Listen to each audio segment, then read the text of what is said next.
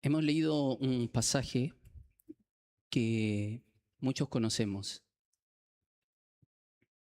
pero que tiene que ver mucho con nuestro día a día. Y quisiera introducirlos comentando algo que se está dando mucho, un fenómeno que está ocurriendo, un fenómeno social, en el que las personas desde una postura muy antirreligiosa, muy anticristiana, muy anti-Dios, hoy en día estamos viendo que se están volviendo muy hacia lo llamado espiritual, una vida espiritual. Es fácil ver en las redes sociales hoy en día que artistas, influencers dicen creer en Dios. Y eso es trending topic de inmediato. No sé si lo pronuncié bien, pero es así. Hace furor en las redes. Y esto pareciera ser una buena noticia. ¿Por qué? Porque qué malo tiene que la gente se acerque a la fe. Nada, al parecer. Pero a la vez estas noticias nos toman por sorpresa. ¿Por qué? Porque nosotros estamos acostumbrados a, cuando hablamos del Evangelio, a que haya esa oposición. Pero ¿qué ocurre cuando las personas son abiertas a escucharnos? Cuando vemos que sus vidas, y nos comentan que sus vidas son acordes a los principios cristianos. Bueno, el pasaje de hoy trata este tema y nos va a ayudar a responder esa pregunta. Pero tenemos que prepararnos porque la respuesta es un poco incómoda. Porque este texto que hemos leído es un texto confrontacional.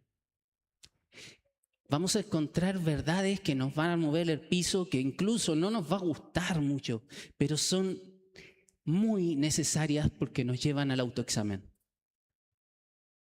Este pasaje nos presenta la mirada equivocada acerca de Jesús, acerca del Evangelio.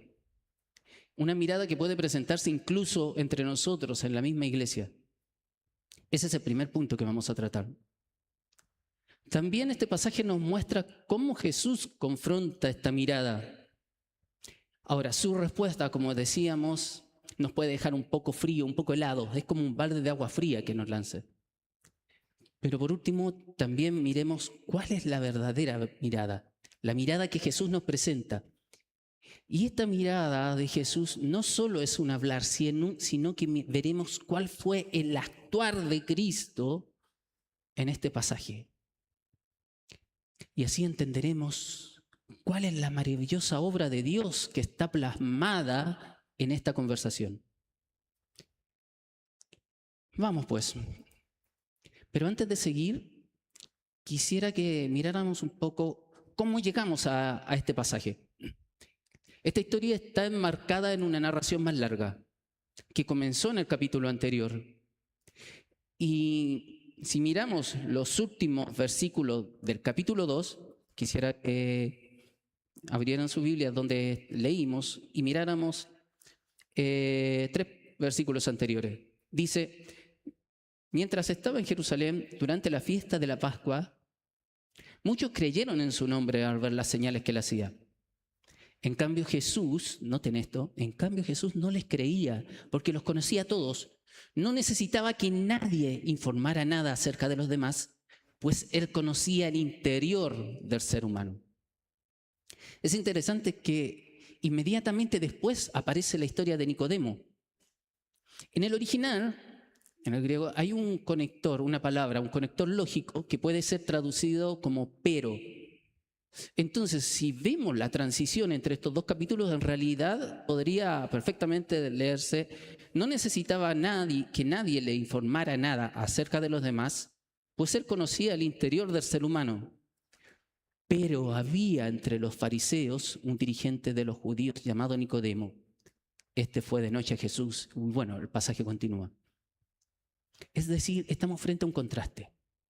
Aquí el evangelista, Juan, quiere asegurarse que sus lectores se den cuenta que Nicodemo no es como aquellas personas.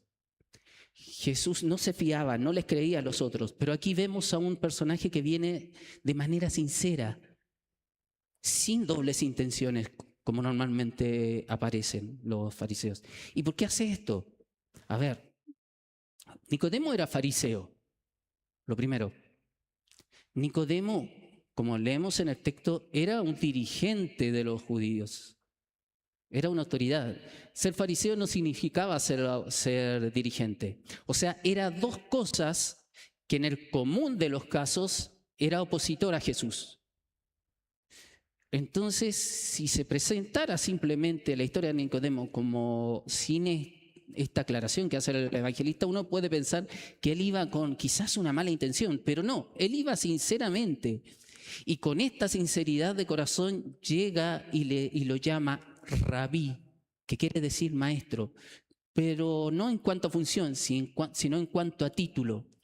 Es una manera honorífica, es una manera de ensalzar quién es esa persona. Le dice maestro, rabí, y luego lo llama maestro por su función de enseñador.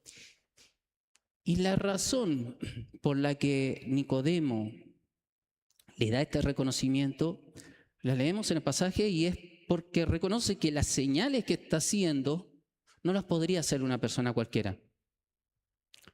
Le dice que él reconoce que viene de Dios, es decir, reconoce que Jesús es una persona especial, no es como el común de los rabinos que conocía, de los maestros de esa época. Quizás nos podemos preguntar otra vez, ¿qué hay de malo en esto? ¿Qué hay de malo en la mirada de Nicodemo? Nicodemo ve las señales que Jesús hacía. En las palabras de Nicodemo parece que todo está bien, pero sin embargo todo está mal. Y es que aunque sean las palabras lo más hermosa, aunque parezca que estamos exaltando a Dios, incluso aunque esas palabras haya sinceridad de corazón en decirlas, no significa que sea verdad. Nicodemo llegó con este entendimiento y se vio confrontado con Jesús cuando éste comenzó a responderle. Jesús le dice, de veras te aseguro que quien no nazca de nuevo no puede ver el reino de Dios. Lo que Jesús le está diciendo enfáticamente, según el original, es que para ver las cosas de Dios, para entender realmente cómo son, para comprender realmente las señales que Dios está haciendo o que la persona que está viendo está haciendo, es imprescindible nacer de nuevo. Porque sin un nuevo nacimiento, aunque vean, no percibirán, no van a percibir. Aunque escuchen las palabras de Jesús, no las entenderán. Es lo que dice Isaías 6:9, de hecho. En palabras simples, es como que Jesús le dijera, Nicodemo, aunque estás viendo estas señales y pienses que vengo de Dios, aunque tus palabras sean las correctas, todo lo que estás entendiendo está mal. Fuertes palabras. Pero si lo llevamos al día de hoy, esto puede parecernos familiar. Hoy en día se reconoce mucho el trabajo de las iglesias evangélicas, de las iglesias protestantes. Se está reconociendo el impacto que puede tener en la sociedad. Se reconoce el mensaje de Jesús como un mensaje esperanzador. Incluso el mundo político se está interesando en el mundo evangélico. Yo vengo de un país donde incluso el mundo protestante puede mover la aguja de las elecciones. Y hay un interés, pero se queda ahí, no llega más allá. Se reconoce parte de la verdad del Evangelio, pero es una verdad a medias. Y déjenme decirle que la mejor manera de engañar y de autoengañarse es diciendo una verdad a medias. Eso es lo que está pasando. Pero podemos ir más allá. Incluso entre los creyentes incluso en la iglesia misma. Nosotros hablábamos de las redes sociales y hoy en día suena mucho una idea de que yo creo en Dios, de verdad creo en Dios, pero creo a mi manera. Yo tengo una relación personal a mi manera con Dios. Esto les permite tener un evangelio, una mirada del evangelio moldeada a los gustos personales, donde tomamos lo que más conveniente de la Biblia y lo que no conviene lo dejamos ahí de lado. Como decía alguien alguna vez, lo tenemos ahí como para que sepan que tenemos un sustento teológico, pero lo tenemos ahí, no lo tocamos. El problema es que esta no es la mirada del cristianismo bíblico. Pareciera ser que eso otorga una libertad, pero no es así, porque es como un velo que tapa la mirada y no podemos ver la maravilla, el esplendor del reino de Dios. Y si hacemos memoria, de eso nos hablaba el mensaje la semana pasada, de que nosotros debemos adorar a Dios a su manera, no a la manera nuestra. Pero todo esto es más delicado de lo que se ve. Por eso lo primero que hace Jesús con Nicodemo es confrontarlo consigo mismo, con lo que creía saber, con la realidad. Y aunque pareciera ser que Jesús fue crudo y duro con él, era necesario porque el problema es más grave aún. Cuando Nicodemo le hace una pregunta, perplejo por la respuesta de Jesús, y le dice: ¿cómo puede uno nacer de nuevo siendo ya viejo? ¿Acaso puede entrar por segunda vez en el vientre de su madre y volver a nacer? La pregunta de Nicodemo podría ser vista como lo que hoy se conoce como una reducción a lo absurdo. Y aquí empezamos a notar algo. Pensemos, Nicodemo llega diciendo: sabemos que eres un maestro que viene de parte de Dios. Pero ante la palabra que Jesús le dice, ya empieza a cuestionarlo. ¿Qué está pasando? Empieza a aflorar la verdadera incredulidad de alguien que no conoce realmente a Dios.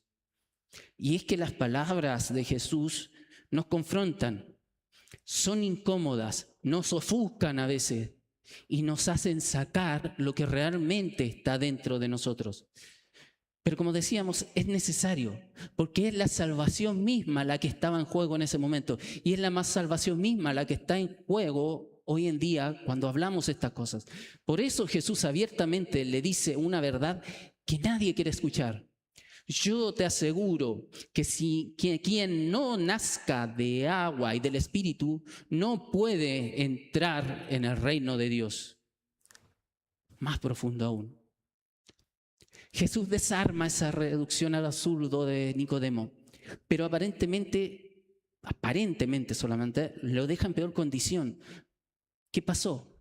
Que le reveló su real condición. Le está diciendo que sin un nuevo nacimiento de agua y de espíritu, no hay chance de que sea salvo. Y no se trata de un nacimiento físico, porque si fuera un nacimiento físico, ya está, ya nació, no hay vuelta que darle. Pero empezamos a ver la luz de una buena noticia. Se trata de un nacimiento espiritual, un nacimiento que viene del Espíritu Santo y que él aún no había experimentado. Saltemos un momento y vamos al versículo 9. Nicodemo vuelve a replicar y dice: ¿cómo es posible que esto suceda?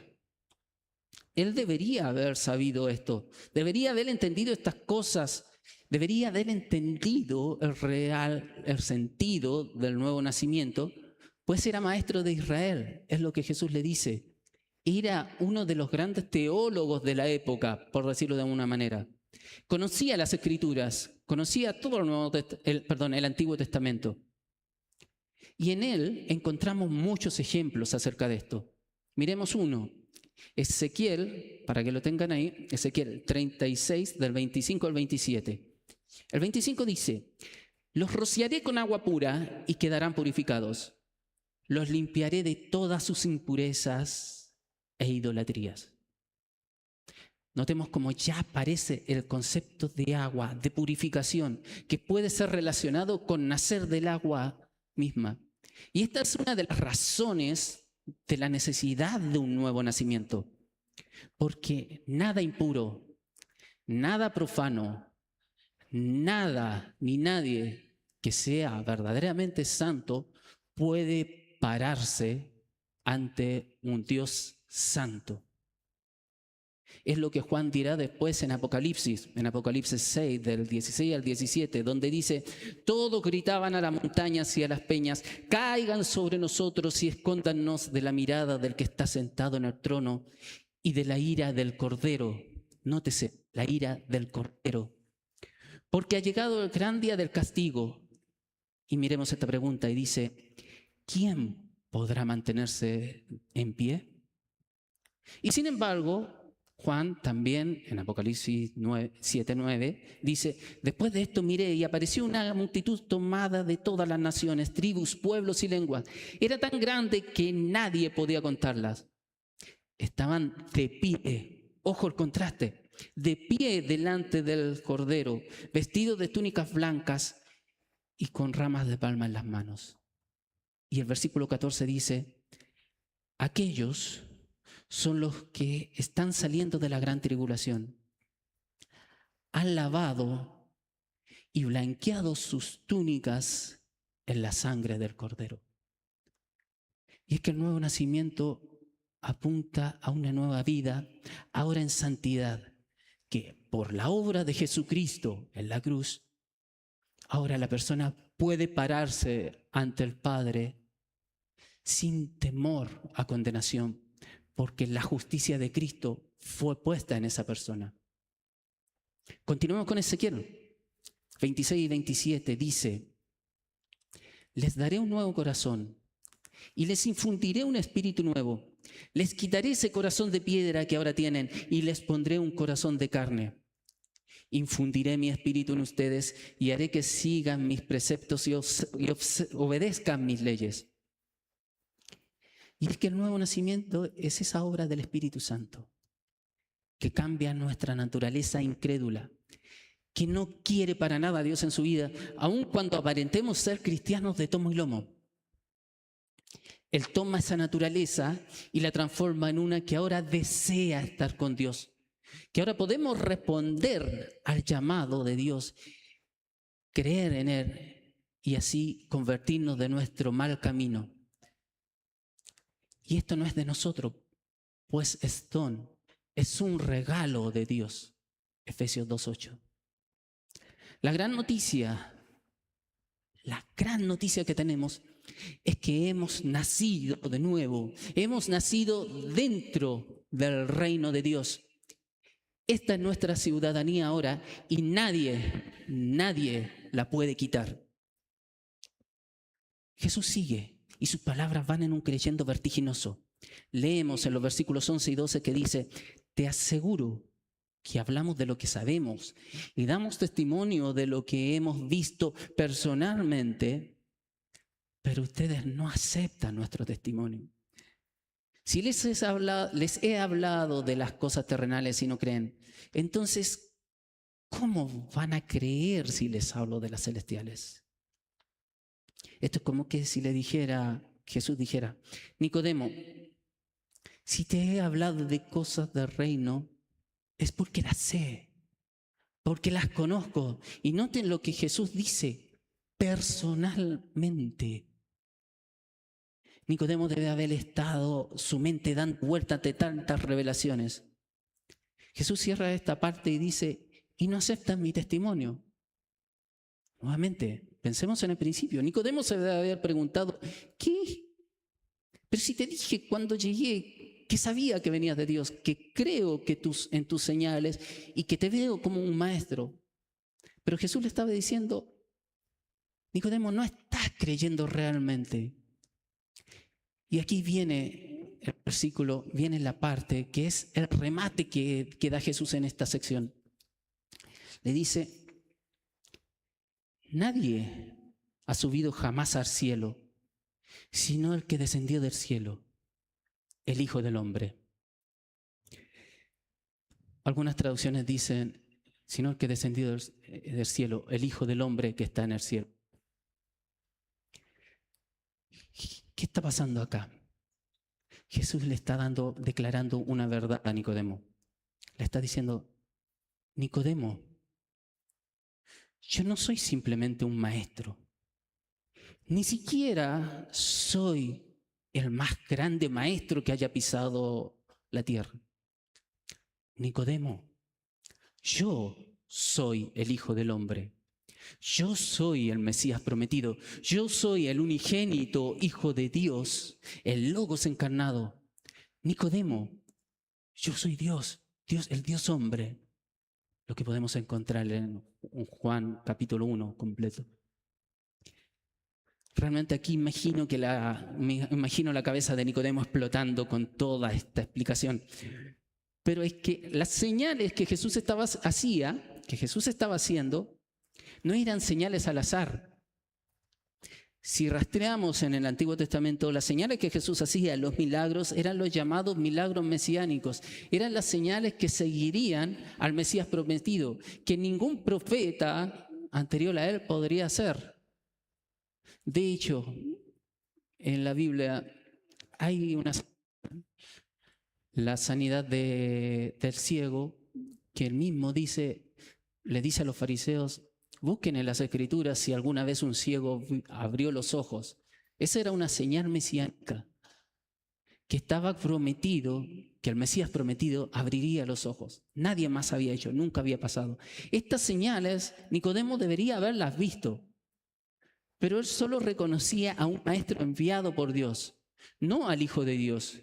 Jesús confrontó todas sus creencias, toda su cosmovisión, y sí, la despedazó, llevándolo a enfrentar su propia y real incredulidad. Pero no lo dejó ahí. Y eso es lo hermoso de este pasaje. ¿Cuál es la mirada de Jesús? ¿Qué es lo que realmente él está haciendo? Jesús está enseñándole, pero también está actuando. A ver, a primera vista, pareciera que Jesús está tomando a Nicodemo y lo está llevando a un precipicio, y una vez que lo tiene ahí en el precipicio, lo está empujando, dejándolo en su incredulidad, dejándolo en su mal entender. Pero Jesús no está haciendo eso.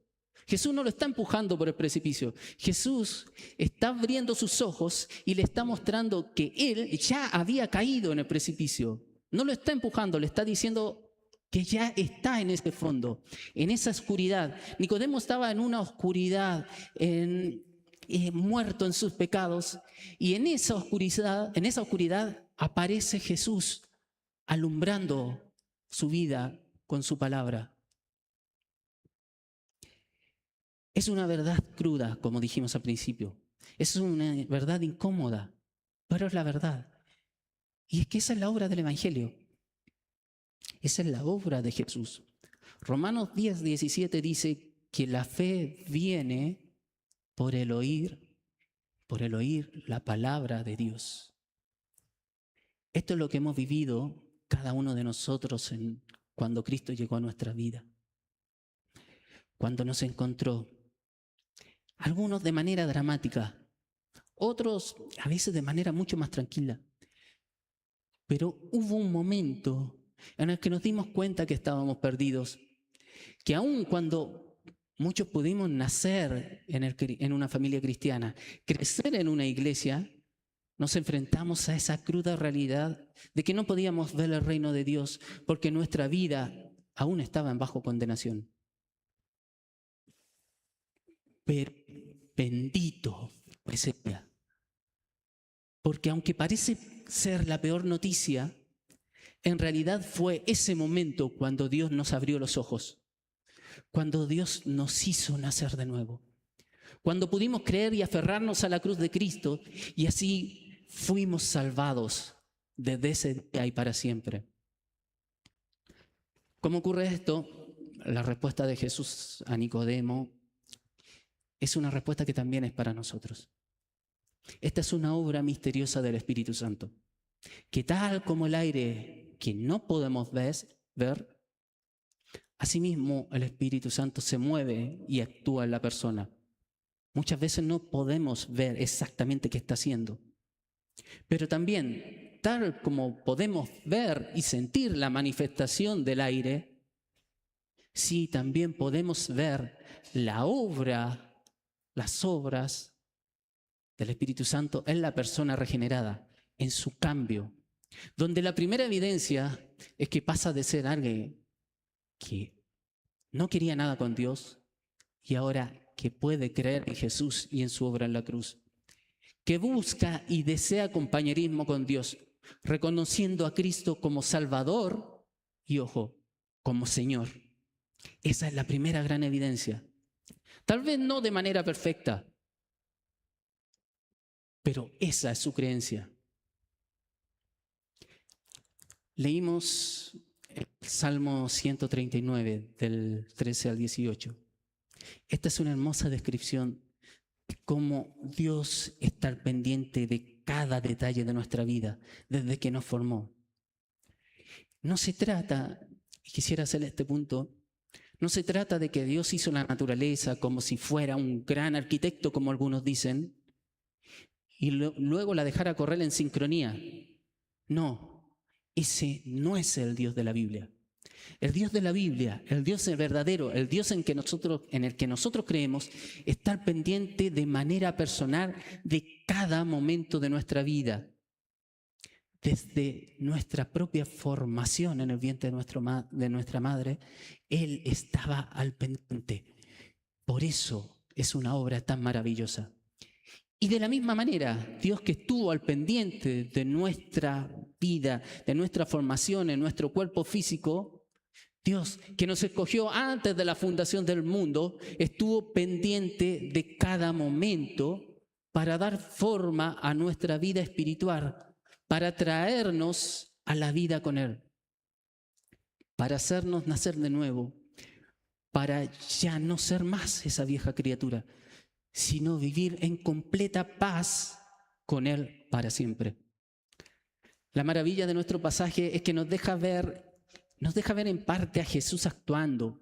Vemos cómo está dando vida, cómo abre los ojos espirituales por su palabra para ver el reino de Dios, para contemplar su maravilla y majestad, para conocerlo como es realmente, para ver en Cristo no solo un gran maestro, sino ver al Señor y Salvador de nuestras vidas, en toda la extensión de lo que significan estas palabras.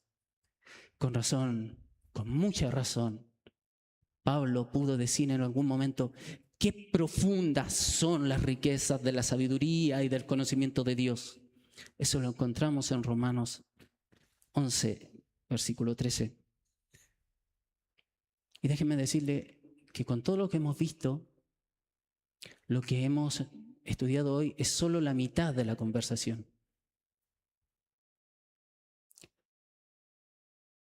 Esta obra que empezó esta conversación, a partir del versículo 14,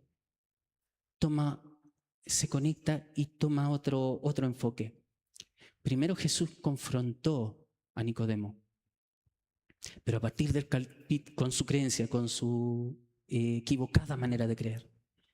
Del capítulo 14 en adelante, del versículo 14 en adelante, comenzará a enseñarle qué es el verdadero creer, qué significa realmente creer en su obra y qué significa creer y el resultado de creer en la obra de Jesús en la cruz. Un solo spoiler. Los versículos que siguen comienzan con estos pasajes conocidos donde dice: y como Moisés levantó la serpiente en el desierto, así es necesario que el Hijo del Hombre sea levantado, para que todo aquel que en él crea no se pierda, mas tenga vida eterna, porque de tal manera amó Dios al mundo que ha dado a su Hijo unigénito, para que todo aquel que en él crea no se pierda, mas tenga vida eterna. Y de ahí en adelante empieza toda una explicación de Jesús para enseñarle a Nicodemo a creer. Esto nos responde a la pregunta al principio: ¿qué hacemos entonces con alguien que llega y que dice creer, incluso que vemos que vive de acuerdo a los principios, a nuestros mismos principios cristianos, bueno, lo mismo que hacemos con todo, lo mismo que hizo Jesús, predicar la palabra de Dios. Jesús confrontó a Nicodemo con su propia palabra. Es lo que tenemos que hacer nosotros, predicar la palabra de Dios sin diluirla, pero tampoco sin dejar de hablar de su salvación.